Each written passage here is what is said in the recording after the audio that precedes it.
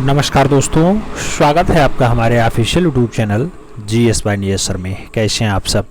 मैं आशा करता हूं स्वस्थ होंगे, मस्त होंगे और अपनी तैयारी में व्यस्त होंगे। मित्रों, आज की जो क्लास होगी ये क्लास नंबर 3 होगी। कौन सी होगी?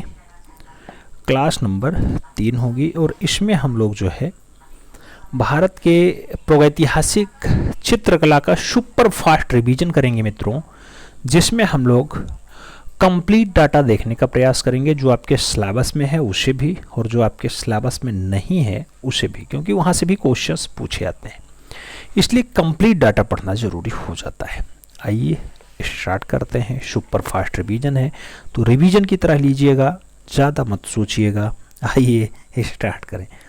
मित्रों, पहला पॉइंट दिया गया, पॉइंट बाय पॉइंट पूरा स्टेप दिया गया है, ठीक है। भारतीय चित्रकला का उद्गम तो प्रागैतिहासिक काल से माना जाता है। ऐतिहासिक काल से पूर्व की कला को क्या कहा जाता है? प्रागैतिहासिक काल की कला या प्रागैतिहासिक कला कहा जाता है। आदिम मानव का कला जो प्रागैतिहासिक युग से ही संबंधित रहा है, ये भी याद रखना है। प्रागैतिहासिक कला के संबंध जो है या संबंधित चित्र जो है वो कौन सी पद्धति में आते हैं? स्टेंसिल पद्धति यानी छेपांकन पद्धति में आते हैं।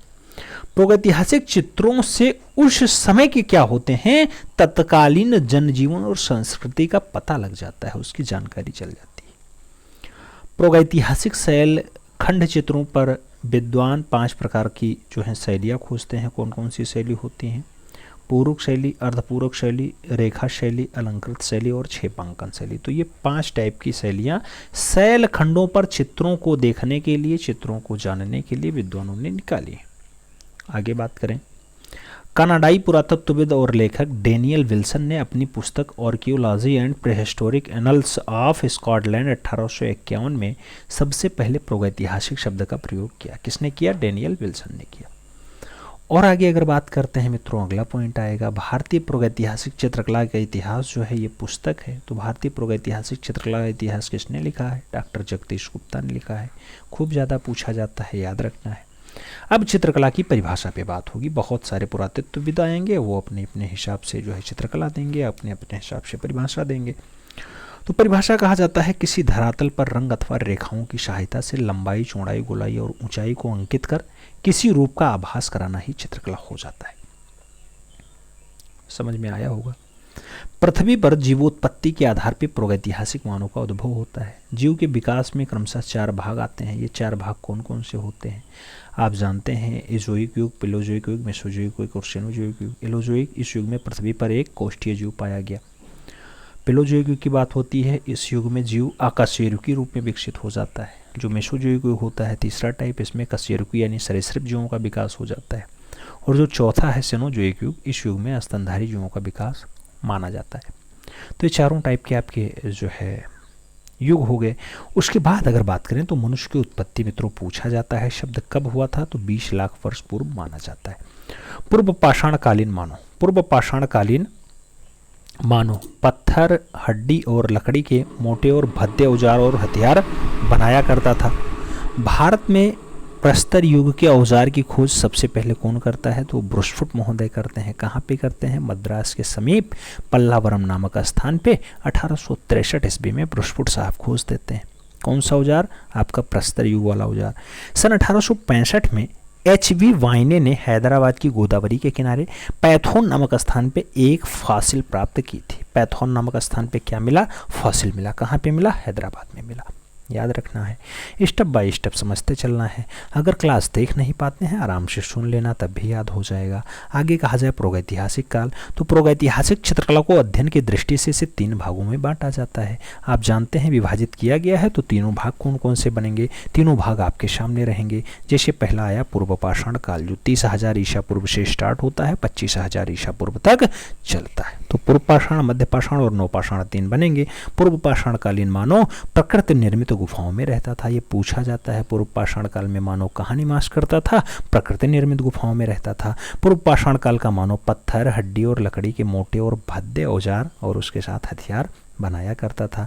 प्रस्तर युग में औजार जो आए हैं उसका नाम होता है शोवा, नर्मदा, साबरमती की घाटियों में मिल गए हैं। तो प्रस्तर युग के औजार कहाँ कहाँ मिले? शोवा, नर्मदा और साबरमती नदियों के बीच में मिले हैं, उनकी घाटियों में मिले हैं। आगे बात करें, भूगर्भ शास्त्रियों के अनुसार दक्षिण भारत का सबसे प्राचीन स्थल कौन सा माना जाता है? तो भूगर्भ शास्त्रियों के अनुसार दक्षिण भारत का सबसे प्राचीन माना जाता है, दक्षिण भारत वाला जो आपका बेल्ट होता है वो सबसे पुराना माना जाता है कि सबसे पुराना बेल्ट यही है। पूर्व पाषाण युग का मानो दक्षिण भारत में चेन्नई के पास अंगोला, चिंगलेपुत्र और कुडप्पा नामक क्षेत्र तक ही सीमित रहा है। वहीं पर वो अपना निवास स्थल और आगे जाने की, पीछे आने की प्रक्रिया को देखता रहा है। पूर्व पाषाण काल के मानव को क्वार्टिजाइट मानव के नाम से भी पुकारा जाता था। क्वार्टिजाइट मानव या पूर्व पाषाण कालीन मानव कहा जाता रहा है, याद रखना है। आगे बात करेंगे तो मानव द्वारा बनाया जाने वाला सबसे पहला औजार कौन सा होता है? तो वो भी आपका पूर्व पाषाण काल में मिलता है, नाम होता है एक्स यानी कुल्हाड़ी। क्वार्टिजाइट यंत्र जो है ये कहाँ मिला? तो ये मद्रास शहर में गंटूर जिले के अंगोला और कुडप्पा नामक स्थानों पे आपका क्वार्टिजाइट यंत्र मिल जाता है। किस काल का है? पूर्व पाषाण काल का है। आगे बात करें मित्रों तो मानव सर्वप्रथम धरती पर प्लास्टोसेसिन यानी अत्यंत न्यूनतम युग में आता है और इसका स्टार्टिंग कहाँ पे होता है? अफ्रीका प्रांत में होता है। वही अफ्रीका जहाँ पर तीनों रेखाएं निकलती हैं, आपकी कर्क, मगर और कौन सी रेखा होती है? भूमध्य रेखा। तो कर्क, मकर और भूमध्य रेखा जहाँ से गुजरती। आगे बात करेंगे पूर्व पाषाण युग के गोल पत्थर से बने उपकरण सोहन नदी घाटी में यानी वर्तमान में पाकिस्तान वाली सोहन में प्राप्त हुए हैं, याद रखना है। पूर्व पाषाण कालीन मानव आखेट और खाद्य संग्राहक रहा है। संग्राहक मतलब इकट्ठा करने वाला। तो मित्रों आखेट को करता था यानी पर डे जाता था शिकार के लिए और उसके साथ खाद्य की जो है, जो खाने के लिए चीज़ें थी उसे जो है एकत्रित करने का काम किया करता था। आगे बात करेंगे मित्रों, अगला पॉइंट आएगा पूर्व पाषाण कालीन मानव हड्डी से निर्मित मातृ देवी की प्रतिमा बेलन नदी घाटी से प्राप्त करता है। तो मातृ देवी की जो प्रतिमा है वो किस काल की है ये पूछा जाएगा आपकी परीक्षा में। तो याद रखना मित्रों प्रागैतिहासिक काल की है, पूर्व पाषाण काल में ऐसा दृश्य दिखाई दिया। आगे बात करें सबसे पहले अग्नि का आविष्कार, तो ये भी आपके पूर्व पाषाण काल में ही हो जाता है, अग्नि भी खोज ली जाती है। और आगे बात करते हैं सर्वप्रथम पिंथेकेंथोपस और पिकेनेनेनिस मानव ने अग्नि के प्रयोग का आविष्कार कर दिया था, याद रखना है। महाराष्ट्र के बोरी नामक स्थान पे खुदाई में मिले अवशेषों के आधार पर मानव का अस्तित्व जो है वो 14 लाख वर्ष पहले का माना जाता है। इतना पुराना उनका अस्थि रहा है, ठीक है। तो अस्तित्व कब से रहा? 14 लाख वर्ष पुराना। कहाँ से मिला है? महाराष्ट्र के बोरी नामक स्थान से मिला है, याद रखना है। अब आगे बात करेंगे मध्य पाषाण काल की, जिसे हम लोग मेसोलिथिक एज कहते हैं। 25,000 से 10,000 ईसा पूर्व तक का डाटा होता है। इसमें पढ़ेंगे क्या मिला। तो पूर्व पाषाण काल में और नव पाषाण काल के मध्य संक्रमण काल को हम लोग मध्य पाषाण काल के रूप में जानते हैं। मध्य पाषाण काल के समय पुरातन प्रस्तर युग के बर्बर जीवन और नव प्रस्तर युग के सामान्य में जो है संधि काल वाला समय जाना जाता है। इसमें बहुत ज़्यादा काम नहीं हुआ है, याद रखना। मध्य पाषाण काल के मानव के औजारों और जो है थोड़ा सा सुडौल हो जाते हैं, बढ़िया चमकदार हो जाते हैं, ज्यामितीय रूप पा जाते हैं, तो ये काम हो जाता है। भारत के मध्य पाषाण काल के विषय में जानकारी सबसे पहले जो मिलती है वो सीएल कार्लाइल के द्वारा मिलती है। कब मिलती है? 1867 में मिलती है, 1867 में मिलती है, याद रखना है। और आगे बात करते हैं किस बेल्ट में मिलती है, तो आपका विंध्याचल वाला बेल्ट होता है, विंध्य क्षेत्र में पाया जाता है। मध्य पाषाण काल के औजार माइक्रोलिथिक यानी छोटे होते हैं मित्रों। और भारत का सबसे बड़ा मध्य पाषाण कालीन स्थल कौन सा है? तो आपका बाघोर वाला स्थान यानी जो राजस्थान में पाया जाता है, भीलवाड़ा जिले के कोठारी नामक तट पे जो स्थित है वही आपका सबसे बड़ा वाला मध्य पाषाण कालिक स्थल माना जाता है, याद रखना। और आगे बात करें मध्य पाषाण कालीन पूरा स्थल लंघनाज यानी गुजरात से 14 मानव कंकाल मिले हैं मित्रों। ये पीसीएस लेवल का क्वेश्चन से पूछा जाता है, लंघनाज से कितने? तो 14 मानव कंकाल प्राप्त हुए हैं। कहाँ से मिले हैं? तो याद रखना लंघनाज गुजरात से मिले हैं। किस काल के हैं? आपके मध्य पाषाण काल के हैं। और आगे बात करोगे लंघनाज यानी गुजरात के पुरा स्थल का उत्खनन डीएच संकालिया के द्वारा करवाया गया, याद रखना। हो सकता है आपसे पूछ ले तो लंघनाज गुजरात वाला जो पुरा स्थल है उसका उत्खनन का कार्य यानी खुदाई का कार्य किसने करवाया है? डीएच संकालिया के द्वारा करवाया गया। और आगे बात करूं मित्रों, अगला पॉइंट आता है भारत में मानव अस्थिपंजर मध्य पाषाण काल से मिलना स्टार्ट हो जाता है। मानव की अस्थियां कहाँ दिखाई देती हैं? मध्य पाषाण काल में दिखाई देनी स्टार्ट हो जाती हैं। पशुपालन का प्राचीनतम साक्ष्य मध्य प्रदेश के आदमगढ़ और राजस्थान के बाघोर से मिलता है, ये भी आपको याद रखना होगा। मानव के अस्थिपंजर का पहला अवशेष कहाँ से मिला? तो मित्रों मानव के अस्थिपंजर का जो पहला अवशेष मिलेगा वो आपके कोंडा वाले बेल्ट में यानी प्रतापगढ़ उत्तर प्रदेश के सरायनाहर और महादहा में मिलता है। महादहा और सरायनाहर ये दो स्थान है, वहां पर मानव का पहला अस्थिपंजर आपको दिखाई दे जाएगा। अब और आगे बात कर लें तो और आगे आपका आता है उत्तर पाषाण काल, जिसे हम लोग प्यार से नौ पाषाण काल कहते हैं। 10,000 ईसा पूर्व से स्टार्ट होता है, 3,000 ईसा पूर्व, 4,000 ईसा पूर्व या फिर 5,000 ईसा पूर्व तक का दृश्य हमें देखने को मिलता है। इसमें क्या बात आती है? तो इसमें आता है कि भारत में नौ पाषाण काल से संबंधित पुरातात्विक खोज किसका रहा है? तो याद रखना डॉक्टर प्राइम रोज के द्वारा इसका स्टार्टिंग करवाया जाता है यानी प्रारंभ करवाया जाता है। भारतीय उपमहाद्वीप में नौ पाषाण काल सबसे प्राचीन बस्ती कहाँ रही है मित्रों? तो आपका मेहरगढ़ रहा है। कहाँ पर है? बलूच प्रांत वाला मेहरगढ़ जो पाकिस्तान में पाया जाता था। ठीक है, आगे बात करेंगे। नौ पाषाणकालीन मानव जो नवपाषाणकालीन मानव है वो घर्षित पालीदार जो पालिशदार रहा है उसके पत्थरों के बने हथियारों का प्रयोग करता था, यानी पहले घिसा जाता था फिर पत्थर के औजार बनाए जाते थे, उसको प्रयोग करता था नवपाषाण काल का मानव। और आगे बात करें नवपाषाणकालीन हथियारों में सर्वाधिक जो प्रयोग हुआ मित्रों वो कुल्हाड़ी का प्रयोग हुआ है। और नवपाषाण काल में मध्य या नवपाषाण काल में मानव सर्वप्रथम अस्थायी रूप से कहाँ स्टार्ट करता है? बसना स्टार्ट करता है। याद रखना अस्थायी रूप से बसना यानी रहना स्टार्ट कर देता है।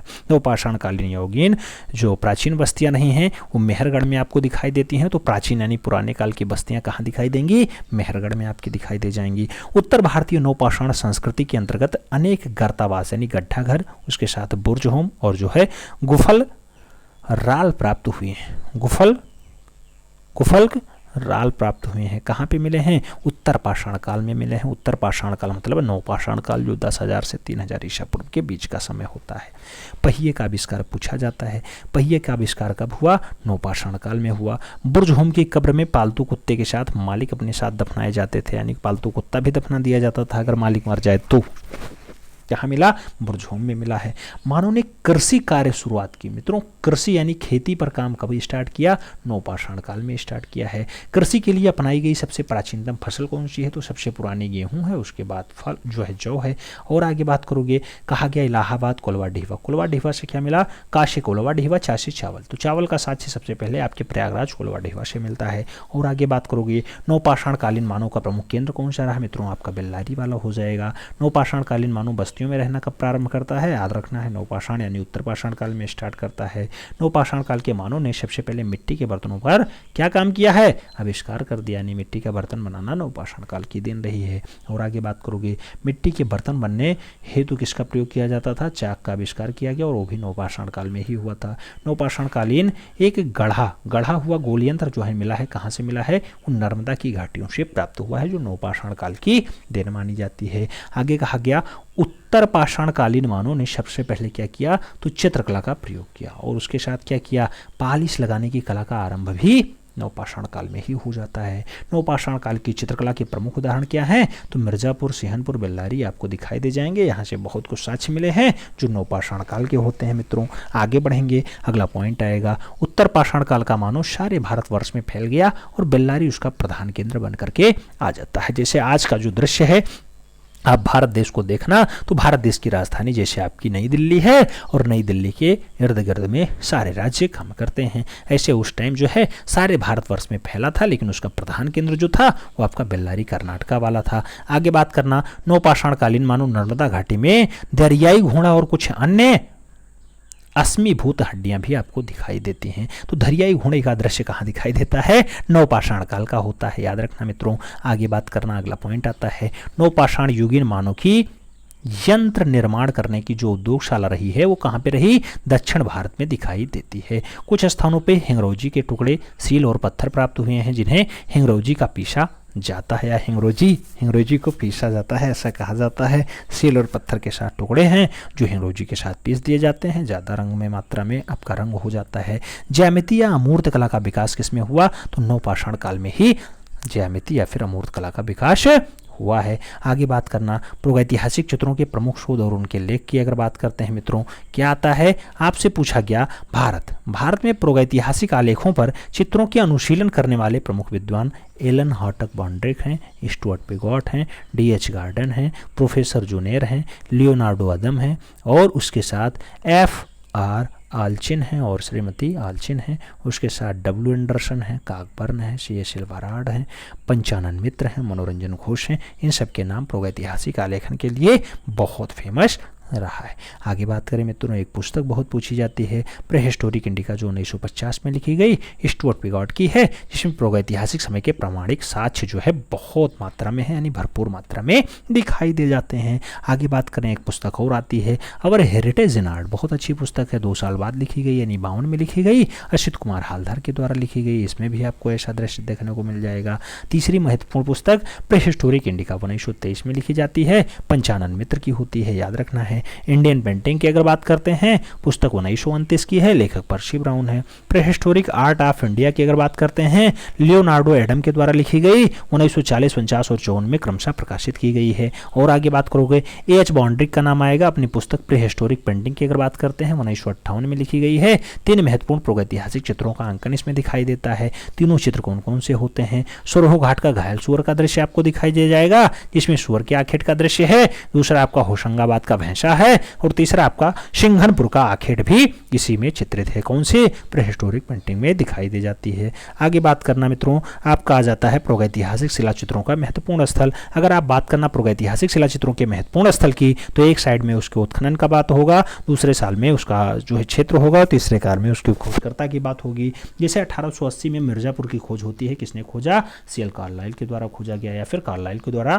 खोजा जाता है। और 1892 की बात होती है, बेल्लारी खोजा जाता है, कर्नाटका वाला, F. फासेट के द्वारा खोजा जाता है। 1907 की बात करते हैं, बांदा खोजा जाता है, C.S. एल्वाराड के द्वारा खोजा जाता है। 1910 की बात होगी, सिंघनपुर खोजा जाएगा, C.W. एंडरसन के द्वारा खोजा जाएगा मित्रों। 1922 की बात होगी, होशंगाबाद आपका याद आना चाहिए, मनोरंजन घोष साहब खोजते हैं। जो आपका 6वां नाम आता है 1936 का, ये पंचमढ़ी है, D.H. गार्डन साहब खोजते हैं। और आगे बात करना, 1958 में भीमबेटका की खोज हो जाती है, वाकाड़कर साहब खोजते हैं, प्रोफेसर हैं उज्जैन विश्वविद्यालय के। तो इस टाइप से खोजकर्ता के बारे में भी कभी कभी पूछ लिया जाता है। और आगे बात करेंगे तो कहा गया भारतीय प्रागैतिहासिक चित्रकला। मित्रों, भारतीय प्रागैतिहासिक युग पे जो प्राचीन चित्रों के प्रमुख केंद्र रहे हैं, उसमें मध्य प्रदेश भी है, उत्तर प्रदेश भी है, बिहार भी है, छत्तीसगढ़ भी है, राजस्थान भी है, उड़ीसा भी है, केरला भी है, आंध्र प्रदेश भी है और तमिलनाडु भी है। तो यहाँ पे आपको प्रागैतिहासिक काल के चित्रकला के साक्ष्य आज की डेट में भी देखने को मिल जाएंगे। आप बात करना मध्य प्रदेश के प्रमुख क्षेत्रों की, जैसे आप मध्य प्रदेश का नाम लेना मित्रों, आपका 4-5 नाम याद होना चाहिए। जैसे सबसे ज़्यादा पंचमढ़ी पूछा जाता है, फिर पहाड़गढ़, उसके बाद भीमबेटका, रायगढ़ जो छत्तीसगढ़ वाला होता है, मंदसौर और होशंगाबाद, आदमगढ़, भोपाल, ग्वालियर, रायसेन आदि क्षेत्र जो है ये प्रागैतिहासिक चित्रों से जुड़े हुए हैं। और इसका जो क्षेत्र वाला राज्य है वो आपका क्या हो जाता है, मध्य प्रदेश के समीप आ जाता है। आगे बात करना पंचमढ़ी की। मित्रों, पंचमढ़ी की अगर बात करते हैं तो पंचमढ़ी की गुफाएं जो हैं वो महादेव पर्वत श्रृंखला में अवस्थित हैं। कौन सी पर्वत श्रृंखला में है, महादेव पर्वत श्रृंखला। खूब ज़्यादा पूछा जाता है, याद रखना। पंचमढ़ी की खोज सबसे पहले G.R. हंटर ने 1932 में खोजी थी। किसने खोजी, G.R. हंटर ने 1932 में खोजी थी। अभी आपने कहा D.H. गार्डन क्या किए थे, D.H. गार्डन प्रकाश में लाते हैं 1936 में। दोनों में कंफ्यूजन नहीं होना चाहिए, याद रखना मित्रों। आगे कहा गया पंचमढ़ी के चित्रों को प्रकाश में लाने का काम D.H. गार्डन नामक विद्वान कर रहा है। कब लाए, 1936 में लाए। पंचमढ़ी के चित्रों में स्पेन की अल्टामीरा के समकक्ष माना जाता है। तो ये तुलनात्मक अध्ययन किया जाता है मित्रों। पूछा जाता है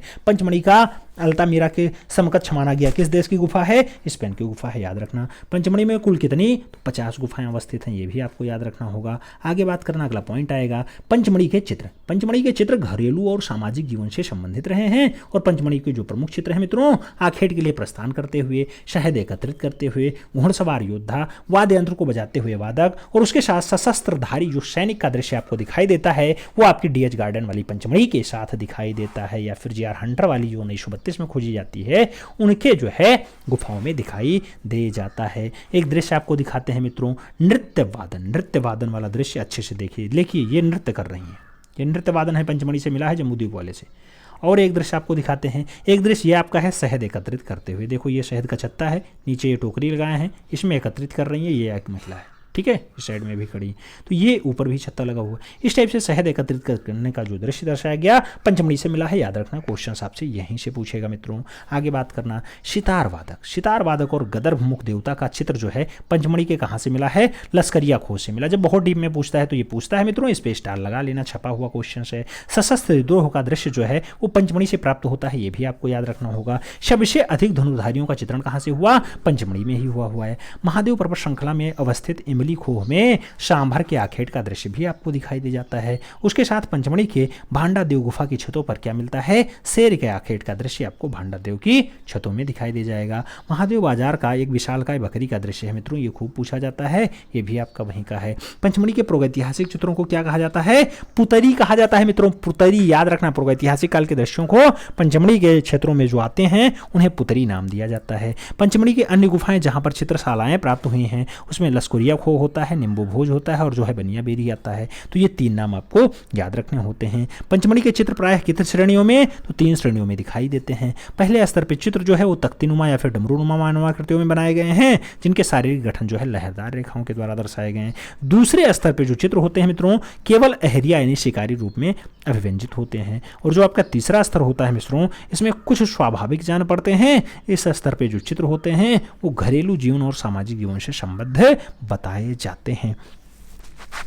और आगे बात करें कांटेदार शाही, कांटेदार शाही का चित्र जो है वो जम्बूद्वीप से ही प्राप्त हुआ है। नृत्य वादन करते हुए 2 मनुष्यों का चित्र कहाँ से मिला है? वो भी आपके जम्बूद्वीप गुफा से मिला है। उसके साथ पंचमढ़ी क्षेत्र में एक उत्कृष्ट चित्र मिला है परिवार के साथ तंतु वादन का, तो ये परिवार के साथ तंतु वादन वाला दृश्य भी आपको याद रखना होगा, पंचमढ़ी से ही मिला है। पंचमढ़ी क्षेत्र में कुछ जो वानर क्रीड़ा है उसके सुंदर दृश्य भी आपको दिखाई देते हैं। तो वानर क्रीड़ा का सबसे बढ़िया दृश्य आपको कहाँ दिखाई देता है? डीएच गार्डन वाली पंचमढ़ी से दिखाई देता है। बनिया बेरी क्षेत्र जो पंचमढ़ी में सफेद पूरक शैलियों में बनाया गया एक चित्र मिला है, जिसमें वानर समूह के कुछ साथ मधुमक्खी का छत्ता भी बनाया गया है। और आगे बात करना, पंचमढ़ी क्षेत्र के मांटगोमरी से शहद इकट्ठा करते हुए मनुष्य का चित्र तथा पारिवारिक जीवन का चित्रण भी किया गया है। और आगे बात करेंगे स्वास्तिक पूजा का श्रेष्ठ चित्र कहाँ से मिला? तो स्वास्तिक पूजा का श्रेष्ठ बनियाबेरी यानी पंचमढ़ी से ही मिला है। उसके साथ अश्वारूढ़ और महिषारूढ़ सैनिकों का युद्ध और उसके साथ कौन सा दृश्य और दिखाई देता है? तो ये बोरियाबेरी में आपको दिखाई देता है। सही जवाब क्या आपको लगाना होगा? पंचमढ़ी का बोरियाबेरी बेल्ट, जहां पे अश्वारूढ़ और महिषारूढ़ सैनिकों का दृश्य दिखाया गया है। और आगे बात करना, तो भारत का सबसे ज्यादा चित्र कहाँ मिला? मध्य प्रदेश के पंचमढ़ी से ही प्राप्त होता है। प्रागैतिहासिक पुस्तक आती है the rock paintings of Mahadev hills, ये किसकी है? डीएच गार्डन की है, rock paintings of Mahadev hills. प्रागैतिहासिक काल की जानकारी मिलती है, आपको याद रखने की जरूरत है। आगे बढ़ना मित्रों, पहाड़गढ़ आपको पढ़ना है। पहाड़गढ़ की अगर बात करते हैं, ग्वालियर से 150 किलोमीटर दूर जाओ, 150 किलोमीटर दूर मोरैना जिले की पहाड़गढ़ के निमक जो आसन नदी है, आसी नदी के तटी पर एक घाटी आती है, उसमें 10,000 ईसा पूर्व से लेकर के 100 वर्ष पूर्व जो है 100 वर्ष पूर्व तक के मध्य पाषाण के गुफाएं और उसके साथ शिला चित्र आपको दिखाई दे जाएंगे। यही आपका पहाड़गढ़ वाला बेल्ट हो जाता है। 1500 वर्ग में फैली यह गुफा मधुमक्खियों के छत्तों से भरी हुई बताई जाती है पहाड़गढ़ वाली। और बात करें तो कहा जाता है यहाँ पर मानवाकृतियाँ घोड़े, हाथी और सावर, उसके साथ तीरों, भालों और धनुषों से युक्त बताए जाते हैं। उसके साथ यहाँ पर डीपीएस दारिकेश और उच्च पुनर्जागरणकालीन प्रागैतिहासिक चित्रों की खोज भी की गई है। आगे बात करना, भीमबेटका आता है मित्रों। भीमबेटका गुफा की खोज 1958 में उज्जैन विश्वविद्यालय के प्रोफेसर वाकाड़कर साहब ने की। ये 1958 और वाकाड़कर साहब बहुत बार पूछे गए हैं, इनको आपको दिमाग में बिठा के रखना है। ये गुफाएं मध्य प्रदेश की राजधानी भोपाल से 60 किलोमीटर दक्षिण में भीमबेटका नामक पहाड़ी पर स्थित होती हैं। भीमबेटका होशंगाबाद से भोपाल की ओर जाने वाली रेल लाइन बारखेड़ा और उबेदुल्लागंज जो स्टेशन है उसके मध्य में पाया जाता है। मियाँ परसू यानी भीमपुरा नामक आदिवासी गाँव से 2 किलोमीटर की दूरी पर भीमबेटका आपको मिल जाएगी। भीमबेटका गुफा के समय काल की अगर बात करते हैं 30,000 ईसा पूर्व से स्टार्ट होगी और आपका 10,000 ईसा पूर्व तक का माना जाता है। याद रखना, भीमबेटका का विस्तार क्षेत्र कितना है? 10 किलोमीटर वर्ग में फैला है, यानी पूर्व पश्चिम उत्तर दक्षिण मिला के 10 किलोमीटर आता है। भीमबेटका की पहाड़ या भीमबेटका की पहाड़ी पर लगभग कितने? तो 600 प्राचीन गुफाएं पाई जाती हैं। याद रखना, खूब पूछा गया है। जिसमें से कितने पे चित्र मिलता है? 275 गुफाओं में आज भी आपको चित्र के अवशेष दिखाई दे जाएंगे। यहीं पर चित्रों के 2 स्तर स्तर मिलते हैं जिसमें 8000 ईसा पूर्व से 1500 ईसा पूर्व तक का दृश्य आपको देखने को मिल जाएगा। आपको यहाँ का एक बहुत सुंदर दृश्य दिखाते हैं, शिकार नृत्य है मित्रों, याद रखना भीमबेटका का है। ये है आपका शिकार का नृत्य, इधर शिकार दर्शाया गया, ऊपर नृत्य कर रहे हैं सब महानुभाव। देखो शिकार का नृत्य भी उस टाइम में प्रागैतिहासिक काल में दिखाई दे जाता था, 30,000 ईसा पूर्व से पहले का। पहले स्तर में अगर बात करते हैं मित्रों, कैसा चित्र मिलता है, इस स्तर के चित्रों में शिकार नृत्य आता है, हिरण, बारहसिंगा, सुअर, रीछ, जंगली भैंसा, घोड़े, हाथी और अस्त्रधारी घुड़सवार आपको दिखाई दे जाएंगे पहले स्तर वाले में। दूसरे स्तर में क्या मिलता है, दूसरे स्तर में मिलता है चित्रों में मानव को जानवरों के साथ अंतरंग मित्र के रूप में दर्शाया गया है और यहाँ पर आखेटक, कर्षक, ग्वाले आदि को चित्रित करने का काम किया गया है। आगे बात करें तो भीमबेटका मध्य प्रदेश के रायसेन जिला में स्थित है। ये आपसे पूछा जाता है भीमबेटका जिसे 1958 में खोजा जाता है, कहाँ पाया जाता है, रायसेन जिला एमपी में पाया जाता है। भीमबेटका क्या है, भीमबेटका एक पहाड़ी है मित्रों, ये भी क्वेश्चन छपा है, याद रखना, स्टार लगा के रखना। भीमबेटका जू रॉक शेल्टर किसे कहा जाता है, तो भीमबेटका को जू रॉक शेल्टर कहा जाता है। भीमबेटका से प्राप्त होने वाले शैल चित्र किस पे बने हैं, तो दीवार और छतों पे बनाए गए हैं। उसके साथ भीमबेटका के गुहा चित्रों में सबसे अधिक कौन सा रंग, तो लाल रंग यानी गेरुआ रंग का प्रयोग किया गया है। भीमबेटका की शिला उत्कीर्ण चित्रकारी मेसोलिथिक यानी मध्यपाषाण काल की मानी जाती है, ये भी आपको याद रखना होगा मित्रों। आगे बात करना तो भारत में मध्यपाषाण कालीन चित्र सबसे ज्यादा कहाँ पे हैं, भीमबेटका में ही आपको दिखाई देते हैं। उसके साथ अगर बात करना, वीरेंद्रनाथ मिश्र ने धर्म युग साप्ताहिक पत्रिका में भीमबेटका की गुफाओं का रहस्य शीर्षक से भीमबेटका पर सचित्र लेख भी लिख डाला था, याद रखना है। किसने लिखा, वीरेंद्रनाथ मिश्र के द्वारा लिखा गया। भीमबेटका में प्रयुक्त रंगों में ज्यादातर लाल, पीला, सफेद और उसके साथ हरे रंगों का प्रयोग बहुकूल मात्रा में हुआ, यानी ज्यादा मात्रा में हुआ है। भीमबेटका चित्र की अन्य गुफाओं की अगर बात करते हैं तो इसमें गणेश घाटी आता है, जावरा आता है, लड़ाबाई आता है, कांटोरिया आता है, फिरंगी गुफा आता है। इन सब क्षेत्रों में महत्वपूर्ण दृश्य आपको दिखाई दे जाएंगे। गणेश घाटी में पाया गया सुंदर चित्र जो है यह आपका युद्ध दृश्य ही होता है, जिसमें चारों ओर अनेक तीरों को चलाते हुए दृश्यित किया गया है, भी आपने देखा ही है आपका युद्ध वाला दृश्य। उसके साथ आपका जावरा देश में एक विशालकाय प्रागैतिहासिक चित्र गेरुए रंग से निर्मित है, जिसमें जंगली भैंसा 3.5 मीटर लंबा प्राप्त हुआ है। उसके साथ प्रागैतिहासिक गुफा लांडाबाई से दुल्हा दुल्हन का चित्र भी आपको दिखाई दे जाएगा। कहाँ पे, लांडाबाई से दुल्हा दुल्हन का दृश्य आपको दिखाई देता है। कौंटोरिया से फिरंगी में गर्भवती महिलाओं का चित्र भी आपको दिखाई दे जाता है। उसके साथ अगर बात करते हैं मित्रों तो भीमबेटका में 2003 ईस्वी में यूनेस्को के द्वारा विश्व धरोहर स्थल के रूप में शामिल कर लिया गया। किसको, भीमबेटका को, जिसे वाकड़कर साहब 1958 में खोजते हैं। आगे बात करेंगे धर्मपुरी मध्य प्रदेश के भोपाल क्षेत्र के अंतर्गत आने वाली धर्मपुरी से घास फूस उड़े प्राकृतिक वातावरण में छिपे रहस्यमयी शिकारी का दृश्य भी मिला है और हिरण के शिकार का रहस्यात्मक दृश्य भी अंकित किया गया है, यह भी आपको याद रखना होगा। आगे बात करेंगे मित्रों भीमबेटका में प्रयुक्त रंगों का विभिन्न शैली, खनिज, वानस्पतिक रंग और उसके साथ अन्य से बनाया गया है। गेरुए का प्रयोग लाल रंग के लिए होता है, हरे रंग का प्रयोग काल्सेड्रोनी के लिए होता है और काल्सेड्रोनी नामक पत्थर पे सफ़ेद रंग के लिए चूना पत्थर का प्रयोग भी खूब बढ़िया से होता है। तो ये आपको याद रखना होगा, इतना डाटा भीमबेटका के लिए प्रयुक्त है। उसके बाद हम लोग रायगढ़ के बारे में पढ़ेंगे। रायगढ़ की अगर बात करते हैं, छत्तीसगढ़ का प्रमुख जनपद होता है। यहाँ पे प्रागैतिहासिक चित्र प्रचुर मात्रा में आपको दिखाई दे जाएंगे। रायगढ़ क्षेत्र के प्रमुख शैलाश्रय जिसमें आप देखना तो बैतालदा, कबरा पहाड़, सिंघनपुर, नवागढ़, करमागढ़, खैरपुर और जो है खरसिया आपको दिखाई दे जाएगा रायगढ़ वाले में। उसके बाद रायगढ़ के बाद क्या आता है, बैतालदा की अगर बात करते हैं, इस विशाल गुफा में हिरण है, उसके साथ छिपकली हैं, जंगली भैंसा हैं, इसका अंकन आपको दिखाई दे जाएगा। कबरा पहाड़ की अगर बात करते हैं, चित्रों की खोज 1931 में होती है, अमरनाथ दत्त के द्वारा की जाती है। या दृश्यों में चीते से भयभीत आखेटक को दर्शाया गया है। चीता आंख गुरेर रहा है और जो है आखेटक परेशान है, ऐसा दृश्य कबरा पहाड़ में दर्शाया गया। सिंघनपुर की बात करते हैं, वर्तमान में छत्तीसगढ़ का हिस्सा होता है। रायगढ़ क्षेत्र के माठ नदी के पूरब की ओर स्थित सिंघनपुर के चित्रों की खोज 1910 में डब्ल्यू एंडरसन के द्वारा खोजी जाती है।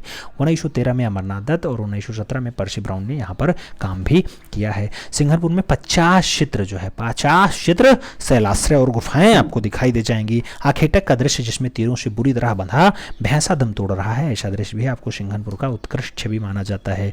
आपकी आगे बात करते हैं, यहाँ के एक गुफा द्वार पे असंगत कंगारू का चित्र भी आपको दिखाई दे जाएगा। सिंघनपुर की एक लंबी सुरंगनुमा गुफा जिसमें पशुओं का बहुतायत अंकन हुआ है, जैसे घोड़ा, बारहसिंगा, हिरण, भैंसा, सांड, ऊंट, उठाए हाथी और खरगोश को आपको देखने को मिल जाएगा। यहीं पर एक गुफा की दीवार पर जंगली सांड को पकड़ते हुए, बर्छी से छेदते हुए आखेटकों का मनोरंगम चित्रण भी आपको दिखाई देता है। उसके साथ रायगढ़ क्षेत्र में अनेक चित्र छेपांकन पद्धति में बने हुए हैं, जिससे इतिहासकार ने जो है पर्याप्त परिवर्ती माना है। छेपांकन पद्धति में रायगढ़ में दृश्य माना है, किसने माना है? गार्डन साहब ने माना है, डीएच गार्डन। रायगढ़ क्षेत्र में जादू टोना टोटका आदि के चलन के संबंधित चित्र भी और उसके साथ प्रतीक चिन्ह भी आपको दिखाई दे जाएंगे। और आगे बात करना मंदसौर मध्य प्रदेश वाला होगा। मध्य प्रदेश मंदसौर जिला के मोरी नामक स्थान पे कुछ प्रागैतिहासिक स्थल आपको दिखाई दे जाएंगे। यहाँ पर कुल 30 पहाड़ खोहे मिलते हैं। मोरी नामक स्थान पे अष्टदल, कमल, स्वास्तिक, चक्र, सूर्य, शोभरती, भद्र, पीपल का पत्ती का प्रतीकात्मक चिन्ह भी आपको कहाँ से दिखाई देता है? मंदसौर से ही दिखाई दे जाता है। यहाँ पर देहाती बांस से बनाई गाड़ियाँ भी चित्रित होती हैं। देहाती बांस से बनाई गई गाड़ियाँ कहाँ पे हैं? मंदसौर में होती हैं। नृत्य रत मानव, पशुओं से हाँकते हुए ग्वाले और पशु आदि का चित्रण कहाँ पे हुआ है? तो ऐसा दृश्य आपको नृत्य रत मानव वाला मोरी में ही दिखाई दे जाएगा। मित्रों याद रखना मंदसौर का होता है। मंदसौर के बाद हम लोग क्या पढ़ेंगे? मंदसौर के बाद हम लोग होशंगाबाद पढ़ेंगे। होशंगाबाद की अगर बात करते हैं, मध्य प्रदेश के होशंगाबाद से इटारसी को जाने वाली सड़क मार्ग पे नर्मदा नदी के तट पे आदमगढ़ की पहाड़ियों में बने 1 दर्जन से ज़्यादा शिलाश्रय आपको दिखाई दे जाएंगे। होशंगाबाद के प्रागैतिहासिक चित्रों को खोजने का श्रेय 1922 में मनोरंजन घोष साहब को रहा है। होशंगाबाद के प्रमुख चित्र कौन सा है? जंगली भैंसा है, घोड़ा है, हाथी है सवार और उसके साथ घायल भैंसा है, स्वरोही घोड़ा सवार हैं, जिराफ समूह हैं, 4 धनुर्धारी हैं। ये सब दृश्य आपको होशंगाबाद में दिखाई दे जाएंगे। यहाँ के चित्र जो है कौन सी पद्धति में आए हैं? छेपांकन पद्धति में निर्मित हुए हैं। यहाँ 10 फीट लंबा, 6 फीट चौड़ा एक विशाल माहिस का चित्र भी अंकित है, जो दोहरी रेखाओं से बना हुआ है, दोहरी रेखाओं से निर्मित है। वन देवी का चित्र होशंगाबाद में ही अंकित है। किसका चित्र? वन देवी का चित्र कहाँ दिखाई देता है? होशंगाबाद में आपको दिखाई देता है। मित्रों होशंगाबाद के बाद हम लोग आदमगढ़ को पढ़ेंगे। आदमगढ़ एक गुफा में एक हाथी का चढ़े आखेटकों का जंगली भैंसा का आखेट करते हुए चित्रित करने का काम भी आदमगढ़ में हुआ है। छलांग लगाते बारहसिंगा, छलांग लगाते यानी कूदता हुआ बारहसिंगा का एक उत्कृष्ट चित्र भी आपको यहीं दिखाई देगा, जो गहरी पृष्ठभूमि पर पीले रंग से उकेरा गया। हो सकता है आपसे रंग पूछ ले मित्रों, तो पीला रंग लगाना होशंगाबाद के लिए। एक विशाल मोर का अंकन कहाँ हुआ है? एक विशाल मोर का अंकन भी आदमगढ़ क्षेत्र में हुआ है। भोपाल क्षेत्र में धमरीपुर गुहा मंदिर और जो है सिमलरिया, बसखेड़ी, सांची, उदयगिरी आदि में आदिम चित्रकला के उदाहरण भी आपको देखने को मिल जाते हैं। तो ये बात वहाँ की हो गई मध्य प्रदेश की। इसके बाद उत्तर प्रदेश के प्रमुख क्षेत्रों पे बात करेंगे। उत्तर प्रदेश का जो प्रमुख क्षेत्र होगा उसमें आपका मिर्ज़ापुर आता है, मानिकपुर आता है, चित्रकूट आदि स्थान आपके दिखाई देते हैं। मिर्ज़ापुर की बात करना तो भारत में प्रागैतिहासिक चित्र उत्तर प्रदेश के मिर्ज़ापुर से ही प्राप्त हुए हैं। मिर्ज़ापुर 1911 में गजेटियन के 5वें अध्याय के अंतर्गत इतिहास का परिचय देते हुए क्या लिखा गया? डीएल ड्रेक ने वहीं की चित्रमयी गुफाओं का प्राचीनतम मानव निवास स्थल बताने का काम किया था। किसने बताया था? डीएल ड्रेक के द्वारा बताया गया था। भारतवर्ष में शिला चित्रों की ओर प्राचीनतम ध्यान आकर्षित कराने का श्रेय जो है आर्चिबाल्ड कार्लाइल को जाता है और जॉन कॉकबर्न को है। इसलिए 1880 में कैमूर की पहाड़ियों के चित्रों को अलग अलग परिचय देने का काम और मिर्ज़ापुर के निकट विंध्य क्षेत्र में स्थित होने का काम भी यहीं बताया जाता है। मिर्ज़ापुर क्षेत्र के कैमूर की पहाड़ियों पर भारतीय शिलाचित्र बने हुए आपको दिखाई दे जाएंगे। भारतीय शिलाचित्र कहाँ दिखाई देते हैं? आपको कैमूर की पहाड़ियों पर दिखाई देते हैं। मिर्ज़ापुर में कुल कितनी? तो 100 गुफाओं में प्रागैतिहासिक चित्र आपको दिखाई देते हैं। कोहवर आया, कोहवर के साथ क्या आया? विजयगढ़ आया, सोहरी रोप आया, सुरहु घाट आया, भेल्डरिया आया, लुखुनिया आया, कोंडा कोढ़ आया, घोड़मागर आया और जो है खड़हवा आया आदि जो मिर्ज़ापुर से संबंधित प्रागैतिहासिक स्थल हैं ये आपको यहीं दिखाई जाते हैं। आपसे यही पूछा जाता है मिर्ज़ापुर में कितनी? तो 100 गुफाओं में प्रागैतिहासिक चित्र दिखाई देते हैं। मिर्ज़ापुर के मोहरा पाथी, बाग पाथरी, सहवाइया पाथरी आदि जो स्थान है इसमें पहाड़ियों में आदम चित्र आपको आज भी उदाहरण के रूप में देखने को मिल जाएंगे। मिर्ज़ापुर की गुफाओं में सर्वाधिक चित्र जो है आखेट विषय पे बना है, ये आपको बताने की ज़रूरत होगी। सबसे ज़्यादा किस पे बना? तो आखेट विषय पे बना हुआ है। इस चित्र के शिला चित्रों में सुअर, गैंडा, हिरण, हिरणी और हिरण सांभर, बारहसिंघा आदि का चित्र अपेक्षाकृत अधिक यथार्थ और स्वाभाविक ढंग से बनाया गया है। भांड्रिक महोदय ने भारत में प्राप्त प्रागैतिहासिक चित्रों की प्राचीनता से कालक्रम में अमेरिका और यूरोप के बाद इसको रखा है, याद रखना है। बात करें A.H. बॉन्ड्रिक की तो उन्होंने मिर्ज़ापुर के घायल सूर को अपनी पुस्तक में प्रीहिस्टोरिक पेंटिंग में स्थान देकर के इस दृश्य को अंतर्राष्ट्रीय प्रतिष्ठा भी दिलाई है। तो किसने प्रीहिस्टोरिक पुस्तक लिखी? प्रीहिस्टोरिक पेंटिंग अपनी जो है A.H. बॉन्ड्रिक के द्वारा लिखी जाती है। पुस्तक कौन सी होती है? Prehistoric painting. इसमें कौन सा दृश्य इन्होंने दर्शाया? तो घायल सूर का दृश्य दर्शाया जो मिर्ज़ापुर का बहुत फेमस है। दृश्य देख लीजिए, घायल सूर का आखेट देख लो मित्रों, यही आपका दृश्य होता है, घायल सुअर का आखेट वाला दृश्य है। यह आपका सुअर है, इधर से देखो नीचे से मार रहा है ये, ठीक है, यही घायल सुअर है। सुरहो घाट की अगर बात करते हैं, सुरहो घाट सबसे सुंदर दृश्य सुअर के आखेटों का दृश्य मिला है, जो केवल सुरहो घाट नहीं बल्कि संपूर्ण मिर्जापुर क्षेत्र का उत्कृष्टतम चित्र माना जाता है।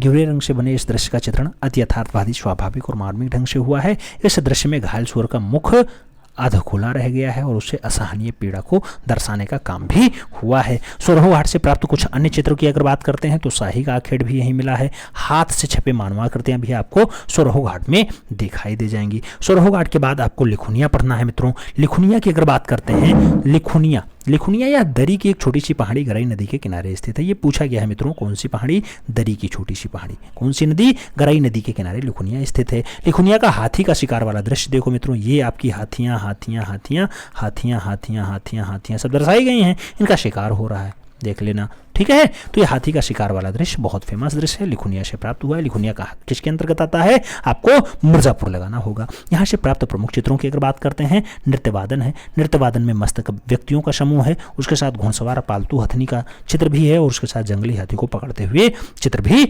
बताया गया है कि ये सब लिखुनिया के बने हुए माने जाते हैं। उसके बाद हम लोग बात करेंगे मित्रों लिखुनिया के बाद कौन सी? मानिकपुर की। मानिकपुर क्षेत्र बांदा जिले के अंतर्गत आता है, यूपी का बांदा, याद रखना, ठीक है। मानिकपुर क्षेत्र के अंतर्गत प्रागैतिहासिक स्थल कौन कौन से आते हैं? सरहाट आता है, करपरिया आता है और जो है कुरियाकुंड आता है। तो सरहाट, करपरिया और कुरियाकुंड किसके अंतर्गत आते हैं? मानिकपुर के अंतर्गत आते हैं। सरहाट नामक स्थल से 3 अश्वों का गेरुआ रंग के द्वारा ओजपूर्ण अंकन दिखाई दे जाता है। सरहाट से ही एक स्थल पे सुसज्जित द्वारा एक चोंचदार पुरुष बैठाया गया है, जिसमें यह अनुमान लगाया जा रहा है कि यह हो सकता है तंत्र मंत्रशाला होगी, कोई तंत्र मंत्रशाला दिखाई देगी। कहाँ पे? आपके सरहा घाट में, आपके सरहा घाट में, हाँ, मानिकपुर में एक बढ़िया तंत्रशाला होगी, ऐसा माना जाता है मित्रों।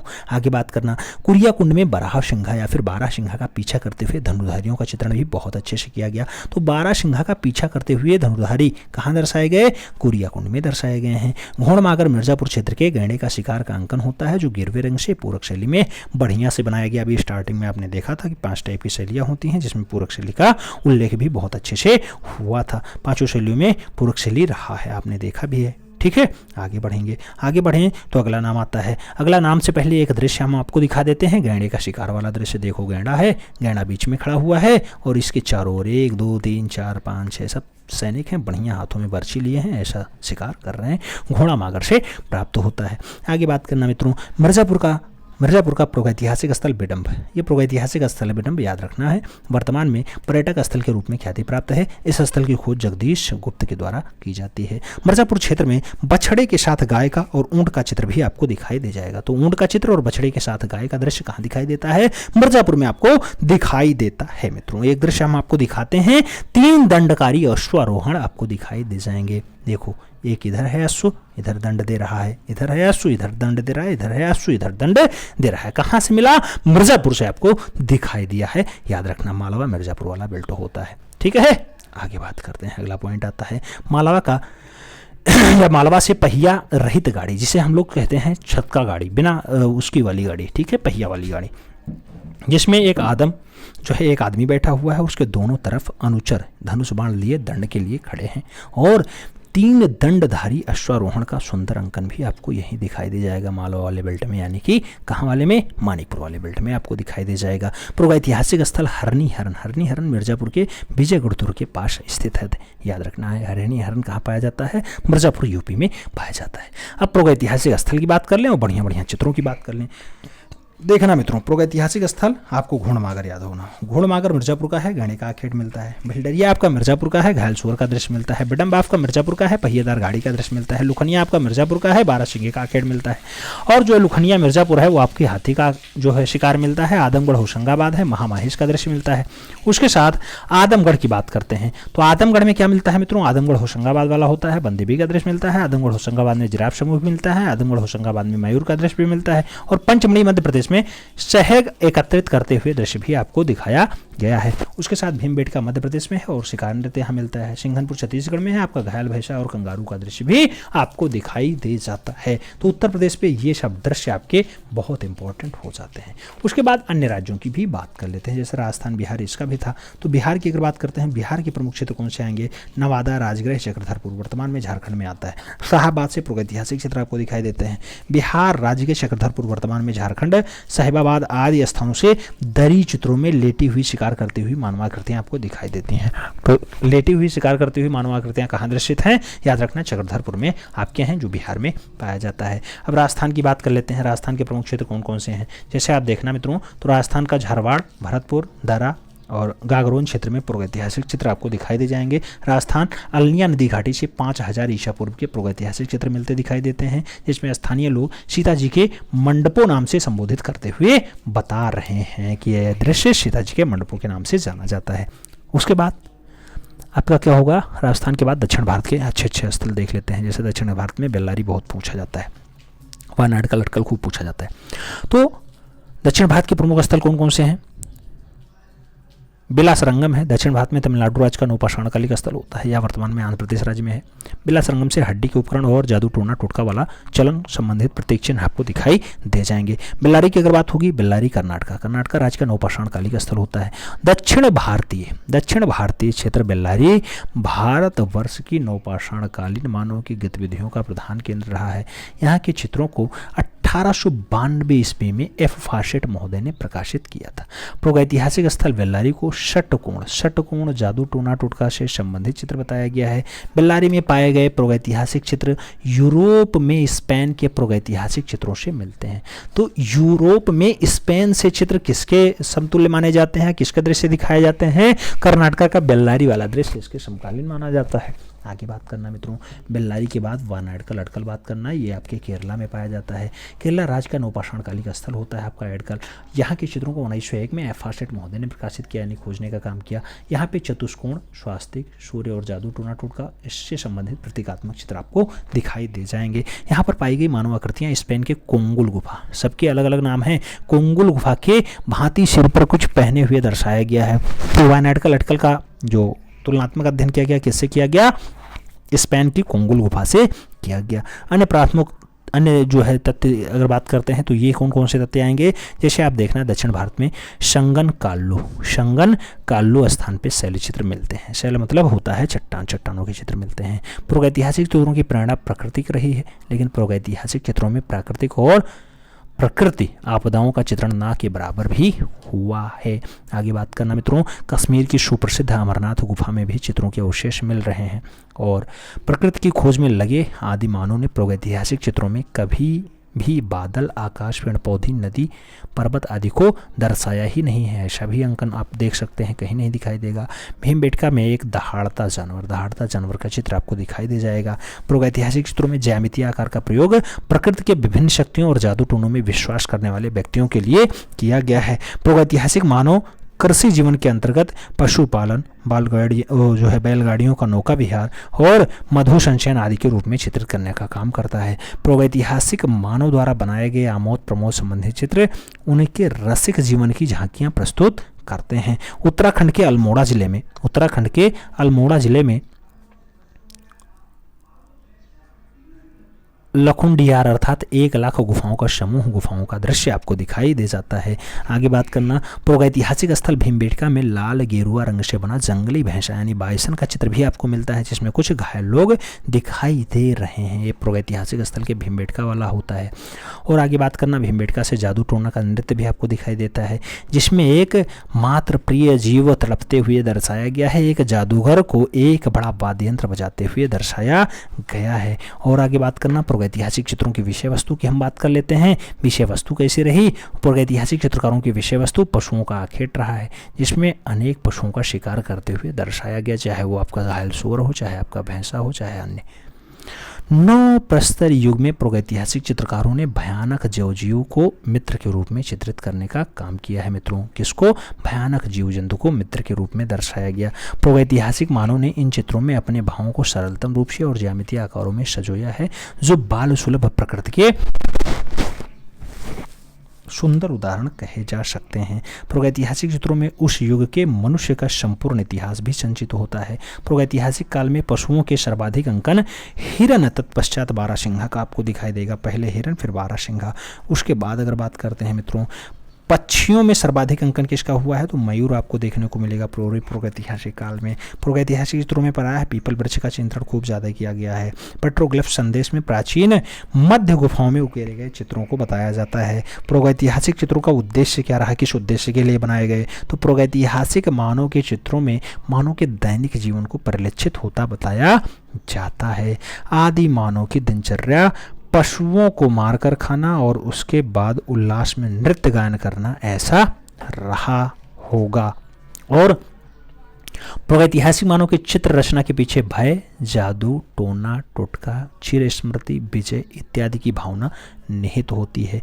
गुहावासी मानव ने अपनी सफलता के लिए अदृश्य शक्तियों की पूजा स्वास्तिक, षटकोण, अंकों की रेखाओं आदि में अनेक प्रतीक चिन्हों के माध्यम से आरंभ कर दी थी, ऐसा माना जाता है। उसके साथ अगर बात करते हैं मित्रों, उसके साथ आता है आपका दृश्य छापा चित्रों का आरंभ कहाँ से स्टार्ट होता है, प्रागैतिहासिक काल में माना जाता है। प्रागैतिहासिक मानव शायद अनेक आखेट समूहों को चित्रित कर घायल पशुओं के चित्रों के सहारे पशुओं के अनेक अंगों पर आक्रमण और प्रहार करने की शिक्षा लेता बताया गया है। उसके साथ प्रागैतिहासिक चित्रों की विशेषताएं क्या रही हैं, तो अधिकांश प्रागैतिहासिक चित्रों में रेखाओं पर काम हुआ, यानी रेखा निर्मित बताए जाते हैं।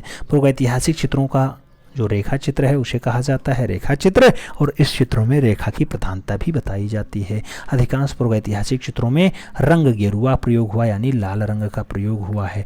और आगे बात करना गुहा मानव शैला चित्रों के लिए खनिज रंग अर्थात भूमिज रंग का प्रयोग खूब ज़्यादा हुआ है। प्रागैतिहासिक मानव गेरुआ, हिरौंजी, रामराज, खड़िया आदि रंगों को प्रमुखता से प्रयोग करते रहे हैं। प्रागैतिहासिक चित्रों में गति और सजीवता भी ज़्यादा दिखाई देती है, ये भी आपको याद रखना होगा। आगे बात करना, प्रागैतिहासिक चित्रों को गुहा चित्र भी कहते हैं, जिसमें रेखाओं के अलावा छेपांकन पद्धति का प्रयोग खूब अच्छे से हुआ है। प्रागैतिहासिक चित्रकला को सतह चट्टानों की खुरदरी दीवारों पर बनाया गया है, और प्रागैतिहासिक मानव द्वारा चित्र रचना करने के लिए रंगों में पशुओं की चर्बी मिलाया करते थे, और मिलाने के लिए प्याली के रूप में पशुओं के पुट्ठे की हड्डी प्रयोग में लाई जाती थी, ये भी याद रखना है। प्रागैतिहासिक चित्रकार अपनी तूलिका यानी ब्रश का प्रयोग रेशेदार लकड़ी या बांस या नरकुल के पेड़ से करते थे, उसका एक सिरा कूंच करके बना देते थे। प्रागैतिहासिक चित्रों में आकृतियों की सीमा रेखा को किसी नुकीले पत्थर, संभवतया आपका चकमक पत्थर जिसे फ्लिंट कहा जाता है, उससे खोद करके बनाया जाता था। प्रागैतिहासिक काल में रासायनिक रंगों का प्रयोग कोयला या काजल के रूप में होता था। इस टाइप से मित्रों आज का ये क्लास कंप्लीट होता है, जिसमें हम लोगों ने संपूर्ण प्रागैतिहासिक चित्रकला को पढ़ा है, जो आपकी परीक्षा के लिए बहुत इम्पोर्टेंट है। हो सके तो एक बार पढ़ना, हो सके पढ़ ना पाओ तो सुनना, क्योंकि आपको याद करना है मित्रों। जिस पे विशेष फोकस हमने करवाया है, जिस पे स्टार लगवाया है, वो प्रश्न एकदम छपे रहते हैं, तो उनको तो सदैव दिमाग में बिठा के ही रखना होगा। बाकी ये क्लास नंबर 3 है मित्रों। आज वैसे क्लास होनी थी कौन सी, आपकी वो वाली क्लास होनी थी MCQs वाली, लेकिन किसी कारणवश नहीं हो पाई है। अभी मिलते हैं शुरू में, तब तक के लिए दिल से सैल्यूट। जय हिंद।